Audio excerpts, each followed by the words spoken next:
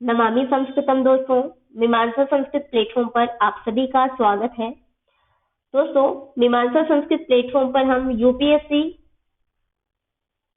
Sanskrit optional के PYQ अर्थात previous year question papers को हल कर रहे हैं और इस सीरीज के दौरान हम आज सन 2016 का क्वेश्चन संख्या 7 हल करने वाले हैं, जो आप स्क्रीन पर देख पा रहे हैं। इसके पूर्व के लेक्चर्स में हम क्वेश्चन संख्या 6 तक हल कर चुके हैं। इसकी प्लेलिस्ट का लिंक आपको डिस्क्रिप्शन में मिल जाएगा, 2016 वाली प्लेलिस्ट का, तो आप वहां जाकर के उस लेक्चर को देख लीजिएगा। और हाँ, यदि आप मीमांसा पर नए हैं तो आपकी जानकारी के लिए बता दें कि सन 2017 से लेकर के 2022 तक के सभी प्रश्न पत्रों को हम हल कर चुके हैं और आपको क्रम वाइज इन सबकी प्लेलिस्ट का लिंक डिस्क्रिप्शन बॉक्स में मिल जाएगा। ठीक है, तो चलिए आज हम प्रश्न संख्या 7 की बात कर रहे हैं। ये मूलतः भारतीय दर्शन से संबंधित प्रश्न है। ठीक है, भारतीय दर्शन से संबंधित प्रश्न होता है ये 7, जो आपके यूपीएससी द्वारा पाठ्यक्रम दिया गया है उसके अनुसार। हालांकि इसमें कुछ कला एवं संस्कृति से भी प्रश्न पूछे जा सकते हैं या पूछे जाते भी हैं, तो वो देखेंगे हम आज। ठीक है, 2016 में कुल 7 प्रश्न पूछे गए हैं इसके अंतर्गत।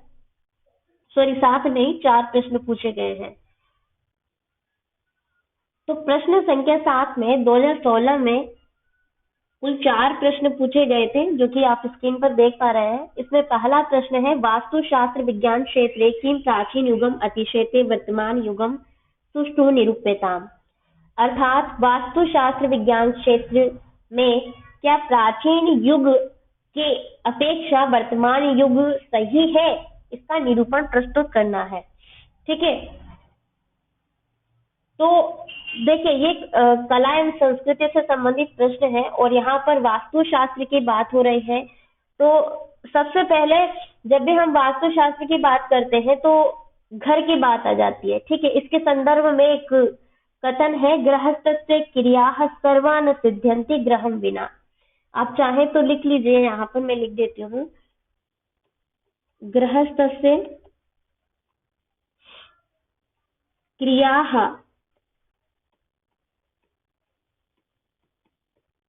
सर्वा न सिद्ध्यन्ति गृहं विना। इसका सिंपल सा मीनिंग है कि घर के बिना गृहस्थ की सभी क्रियाएं सिद्ध नहीं होती है। यानी कि एक गृहस्थ व्यक्ति जो है उसका सभी क्रियाओं को सिद्ध करने के लिए घर का होना अति आवश्यक है।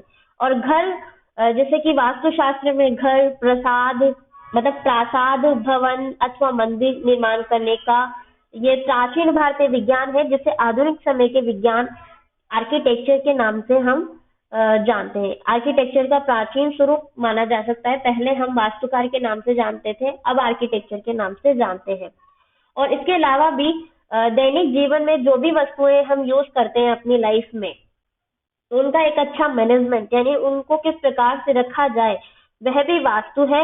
और वास्तु है, वस्तु शब्द से वास्तु का निर्माण हुआ है, तो जो भी वस्तुएं हैं उनका सही तरीके से मैनेजमेंट भी वास्तु है। इसके अलावा अब वास्तु की बात कर रहे हैं तो दक्षिण भारत में वास्तु का नींव परंपरागत महान मायन के द्वारा रखा गया था। और इसके अलावा उत्तर भारत में विश्वकर्मा को इसका जनक माना जाता है वास्तुकार का। ठीक है, उत्तर भारत के विषय में बात कर रहे हैं। अब चूंकि यहाँ पर प्रश्न है वास्तुशास्त्र विज्ञान क्षेत्र, तो देखिए वास्तुशास्त्र का ही अर्थ है वास्तुकला का विज्ञान। ठीक है, तो वास्तुकला की एक पारंपरिक भारतीय प्रणाली है जो प्राचीन ग्रंथों पर आधारित है, जो मूलतः डिजाइन, लेआउट, माप, जमीन की तैयारी के सिद्धांतों का एक थ्योरेटिकल वर्णन। ठीक है, तो ये भी इसी के अंतर्गत आ जाते हैं, क्योंकि जब तक जमीन, लेआउट, इन सब का एक माइंड में स्ट्रक्चर नहीं होता है तब तक कोई वास्तु का नहीं सोचा जा सकता है कि कहाँ पर क्या चीज बननी है और कहाँ पर क्या चीज बननी है। जब भी हम किसी घर की, मंदिर की या भवन के निर्माण के विषय में सोचते हैं ठीक है। तथा वास्तुशास्त्र कई आधुनिक वास्तुकारों के लिए प्राचीन अवधारणाओं और विज्ञान सॉरी तथा वास्तुशास्त्र कई आधुनिक वास्तुकारों के लिए प्राचीन अवधारणाओं और ज्ञान का एक समूह है, एक दिशा निर्देश है। ठीक है। अब जब हम आधुनिक की बात कर रहे हैं, यानी कि वर्तमान की बात कर रहे हैं, तो आधुनिक घर और सार्वजनिक परियोजनाओं में वास्तुशास्त्र और वास्तु सलाहकारों का उपयोग विवादास्पद है। कुछ वास्तुकार विशेष रूप से भारत के, अब चूंकि यहाँ पर हम विज्ञान के क्षेत्र में वास्तुशास्त्र की बात कर रहे हैं, तो आपको इससे संबंधित कुछ ग्रंथों के नाम भी बताने जरूरी है, जैसे मनासरा, माया माता, अंक शास्त्र। इसके अलावा काश्यपिया भी एक ग्रंथ है जो कि वास्तुशास्त्र से संबंधित है, माया संग्रह। तो आप चाहें तो इनको लिख सकते हैं, कोई एक दो नाम भी आप बताएंगे उसके विषय में थोड़ा सा, तो अच्छा रहेगा। ठीक है। नेक्स्ट क्वेश्चन है, चैतन्य विशिष्ट देह एवं आत्मा इति एतत् चार्वाक मतम विषेदयत्। अर्थात चैतन्य विशिष्ट देह ही आत्मा है, यह चार्वाक के विषय में आपको बताना है। ठीक है। तो चार्वाक दर्शन से संबंधित यह प्रश्न है, प्रश्न में ही लिखा हुआ है, चार्वाकों के मत में बताना है। तो चार्वाक का मत है कि ये जड़ तत्वों से जलात्मक सृष्टि की उत्पत्ति होती है, ऐसा कहते हैं, परंतु जड़ तत्वों से चैतन्य की भी उत्पत्ति होती है, यह मत इनको स्वीकार नहीं है। ठीक है। तो ये भी कहते हैं कि देहाकार परिणतेभ्य किर्वादिभ्यः मदशक्तिवतः, तथा चार्वाक ये कहते हुए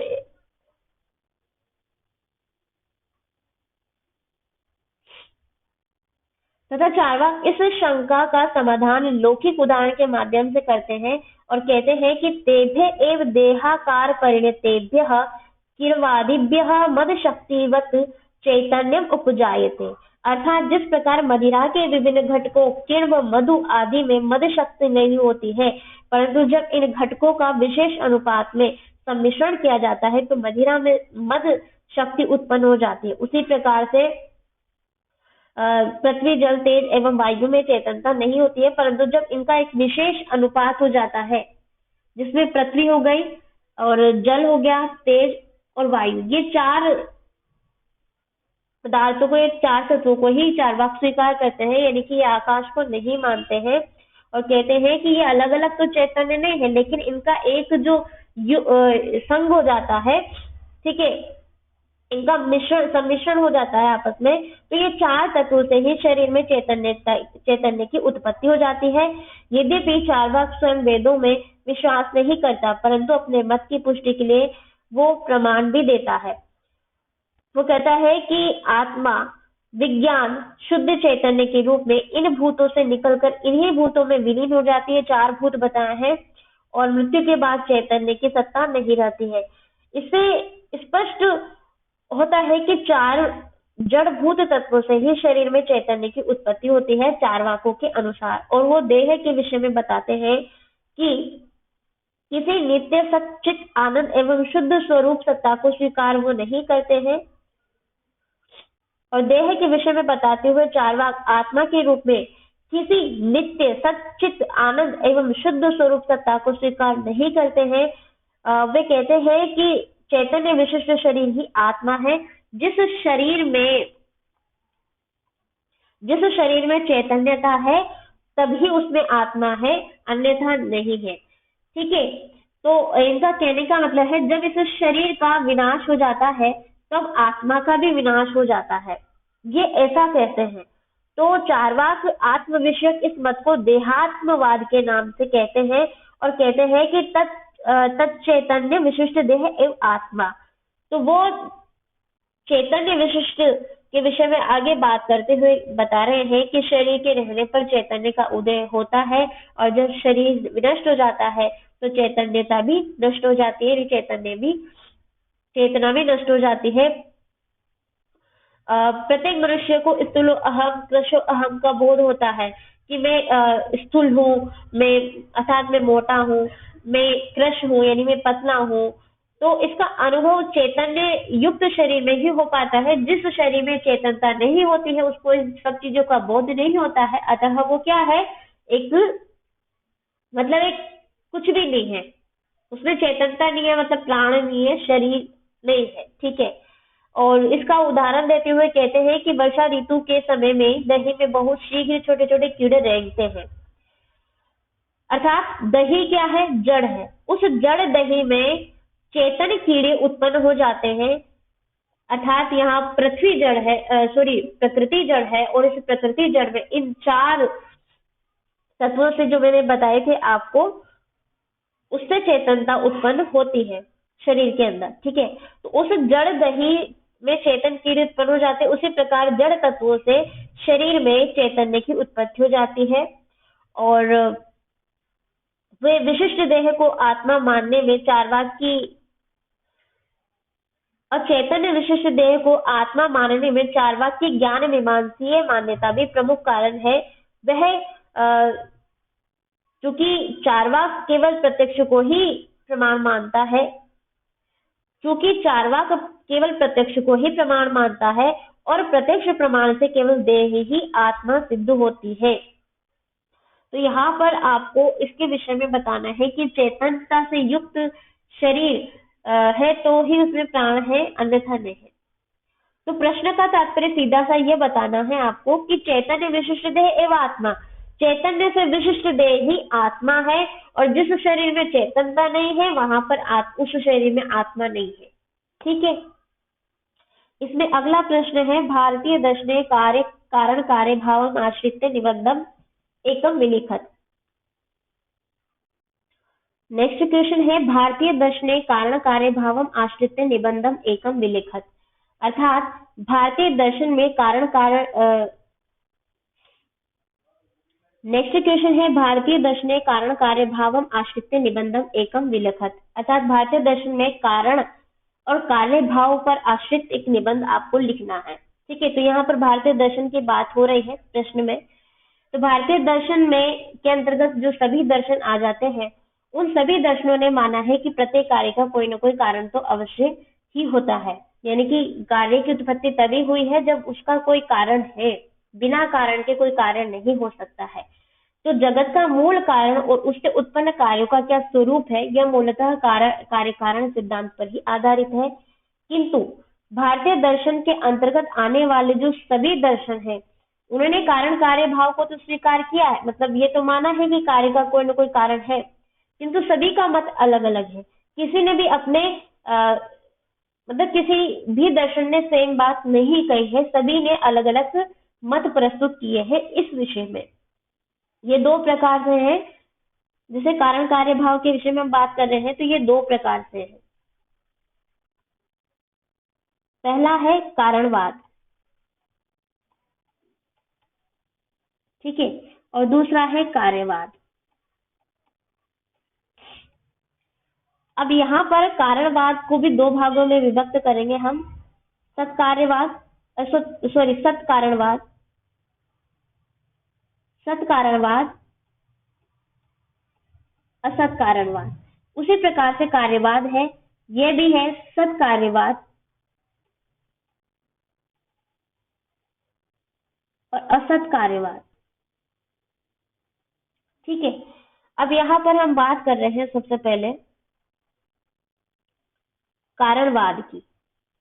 तो कारणवाद के अंतर्गत सत्कारणवाद और असत्कारणवाद दो बातें हमने कही है, ठीक है। तो पहला है सत्कारणवाद, ये पहला है सत्कारणवाद।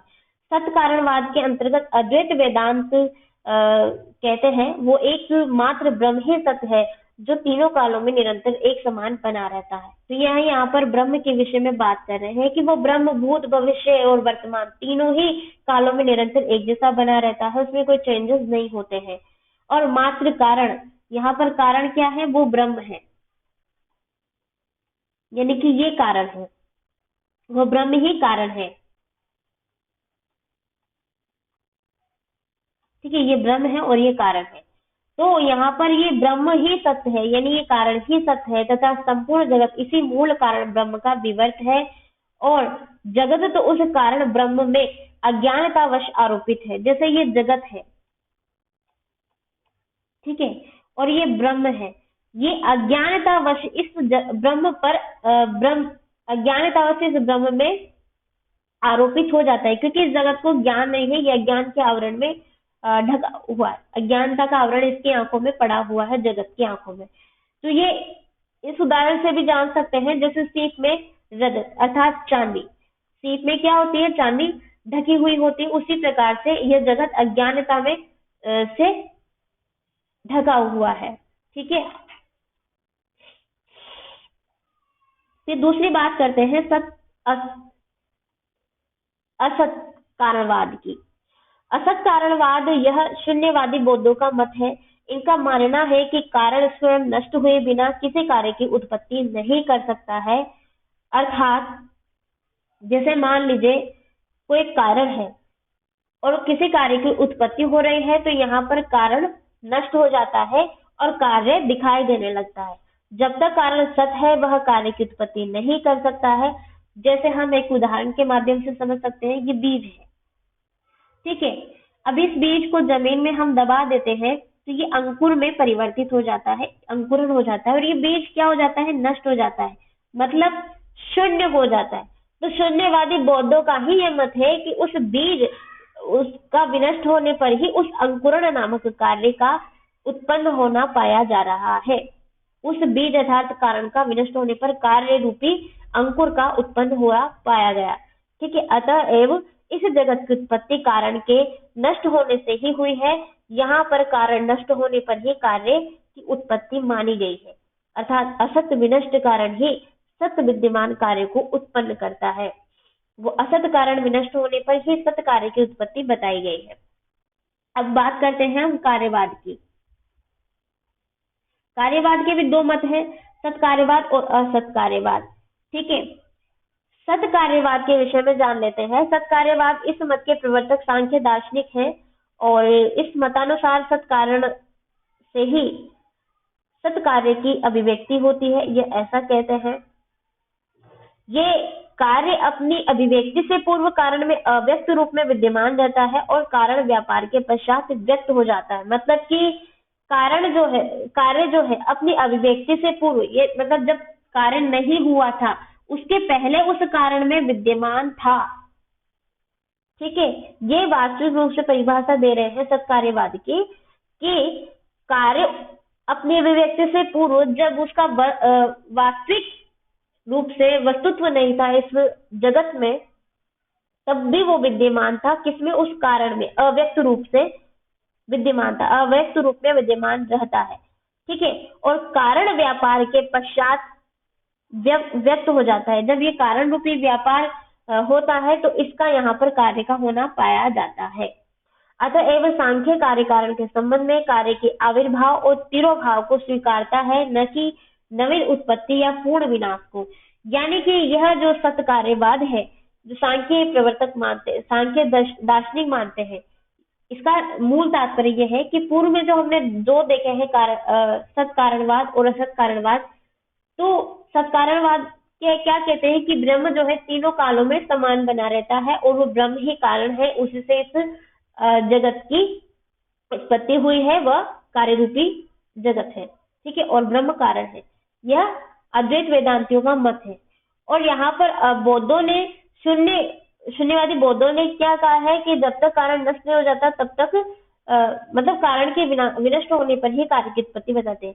और यहाँ पर कार्यवाद के टॉपिक पर हम बात करते हैं, तो इसमें सत्कार्यवाद के विषय में सांख्य दार्शनिक कहते हैं कि नवीन उत्पत्ति भी नहीं होती है और पूर्ण रूप से विनाश भी नहीं होता है। बौद्धों की तरह महत आदि कार्य प्रकृति में अव्यक्त अवस्था में विद्यमान रहता है और कारण रूपी व्यापार के पश्चात अभिव्यक्त होता है, ठीक है।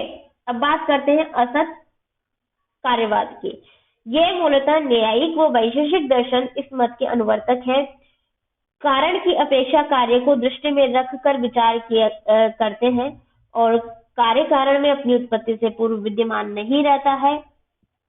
कार्य जो है कारण में जब तक इसकी उत्पत्ति नहीं हो जाती, यानी कि कार्य की जब तक उत्पत्ति नहीं हो जाएगी तब तक ये कारण में विद्यमान रहता है। जैसे ही कारण में ये जो ये कारण है कार्य में परिवर्तित हो जाता है तो ये दोनों अवस्थाओं में विद्यमान रहता है। जैसे मिट्टी में घट क्या है, असत है, ठीक है। तो मिट्टी क्या है, कारण है, यानी मिट्टी से घट का निर्माण हो रहा है, यानी कि कार्य हो रहा है। तो घड़े निर्माण में मिट्टी का वस्तुत्व है, वो कारण है। अतः कार्य के कारण से पूर्ण रूप में नवीन उत्पत्ति होती है, परंतु कारण नष्ट नहीं होता है। यहाँ पर मिट्टी नष्ट नहीं होती है, बल्कि उसको एक नया रूप दे दिया जाता है और उसकी सत्ता भी बनी रहती है। तो कहने का तात्पर्य है कि उस घट में मिट्टी की सत्ता भी विद्यमान है और घड़ा भी विद्यमान है, घट भी यानी कार्य भी विद्यमान है। जब दोनों का विद्यमानता पाई जाए वो असत कार्यवाद के अंतर्गत आती है।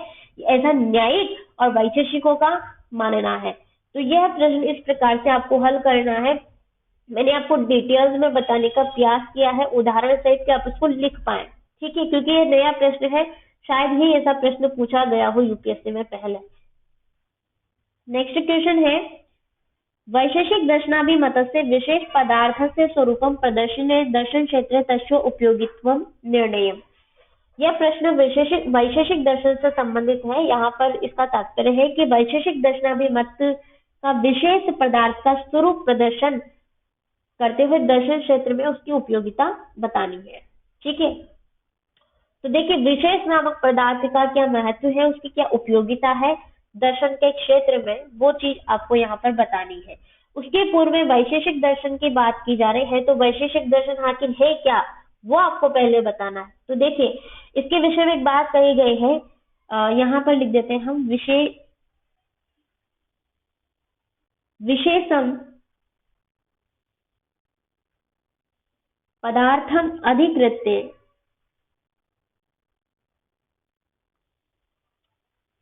कृतम शास्त्रम वैशेषिकम,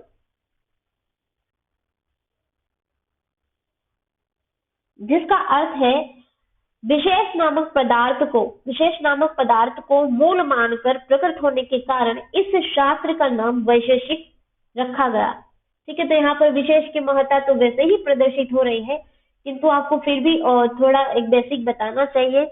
और जैसे हम बात करते हैं तर्क भाषा का केशव मिश्र की, तो इन्होंने 6 पदार्थ स्वीकार किए हैं।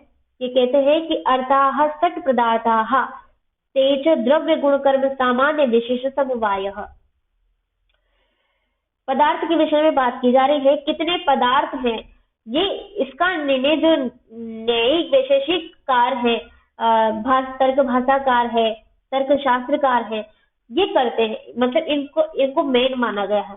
तो तर्क भाषाकार केशव मिश्र ने अर्थाः षट् पदार्थाः कि यहाँ पर 6 पदार्थ हैं और वे कौन से हैं, द्रव्य गुण कर्म सामान्य विशेष समवाय, द्रव्य गुण क्रम सामान्य विशेष समवाय नामक 6 पदार्थ है। परंतु बाद में न्याय वैशेषिक दर्शन के गौतम तथा कणाद जो प्रधान आचार्य रहे हैं, इन्होंने सप्त पदार्थों को स्वीकार करते हुए पूर्व के पदार्थों में एक पदार्थ अभाव को भी जोड़ दिया है। तो वैसे तो आपको इतनी भी डिटेल्स में नहीं लिखना है, लेकिन आप डायरेक्टली ये भी लिख सकते हैं कि इन सप्त पदार्थों का उल्लेख अन्नम भट्ट ने तर्क शास्त्र में पूर्व में ही किया है। जैसे वो कहते हैं कि द्रव्य गुण कर्म सामान्य विशेष समवाय अभावाः सप्त पदार्थाः। साथ ही अन्नम भट्ट ने ग्रंथ तर्क संग्रह का अर्थ बताते हुए लिखा है, तर्क्यन्ते प्रतिपाद्यन्ते इति तर्काः द्रव्यादि सप्त पदार्थाः, कि जिसमें तर्क संबंधी बातें की गई है, ऐसा तर्कशास्त्र उसमें द्रव्यादि सप्त पदार्थों का विषय में बात कही गई है, ठीक है। वह द्रव्यादि सप्त पदार्थ है और उनमें जो विशेष नामक पदार्थ है जिससे ये प्रश्न संबंधित है, उसके विषय में आपको बताना है। तो देखिए, जो नित्य द्रव्य में रहता है वो क्या है, विशेष है। नित्य द्रव्य वृत्तयो विशेषत्वनता एवं। आकाश आदि 5 तथा पृथ्वी आदि 4 नित्य द्रव्य बताए गए हैं। कुल मिलाकर के ये 9 द्रव्य है, ठीक है। नित्य द्रव्याणि तत्वाकाशादीनि पंच पृथिव्यादय चत्वारः परमाणु रूपाः। तो इस प्रकार से 9 यहाँ पर द्रव्य बताए गए हैं। 5 तो हो गए आकाश आदि और 4 हो गए पृथ्वी आदि। पृथ्वी आदि 4 नित्य द्रव्य है। तो ये विशेष के विषय में 9 जो नित्य द्रव्य है इनके विषय में आपको थोड़ा डिटेल से बताने की आवश्यकता है, क्योंकि प्रश्न विशेष नामक पदार्थ से संबंधित है। पूर्व की चीजें ना भी बताएंगे तो भी ठीक है, तो आप डायरेक्टली ये बता दीजिएगा। अन्नम भट्ट ने कुल 7 पदार्थ बताए हैं। कौन कौन से उनमें से विशेष नामक एक पदार्थ है और विशेष की क्या उपयोगिता है, उसका क्या महत्व है, वो आपको बताना है। इसके अंतर्गत कितने द्रव्यों की बात की गई है वो मैटर करता है इस प्रश्न में। ठीक है, तो उम्मीद करती हूँ आपको ये जो लेक्चर है समझ में आया होगा, प्रश्नों का तात्पर्य और क्या लिखना है वो भी क्लियर हुआ होगा। फिर भी कोई आपके डाउट्स वगैरह हो तो आप कमेंट कर सकते हैं, हमें आपको रिप्लाई किया जाएगा। ठीक है, यहीं पर हम अपनी वाणी को विराम देते हैं। नमामि संस्कृतम।